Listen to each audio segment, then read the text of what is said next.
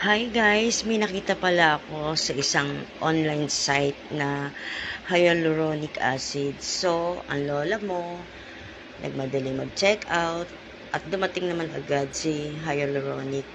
Nakita ko kasi sa isang ads ng Facebook na nakakalesin daw siya ng kulabochi. Alam niyo naman, ang mga lola gusto magpabagal ng mga wrinkles. So, eto, nung nag-try ako, medyo pumusyong naman ang face mooks ng lola nyo. Dapat pala, kinapalan ko, baka pati kasi itsura ko, mapaltan na din, diba?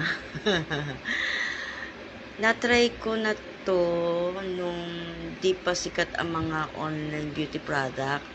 Ang pagkakatanda ko, nag-order ata yung mudra ko noon sa Ibon. So,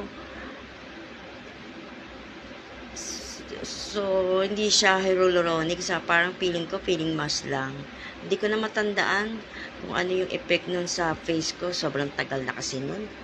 Dapat din pala uminom na ako ng vitamins para sa mga memory lapse. Ayun lang.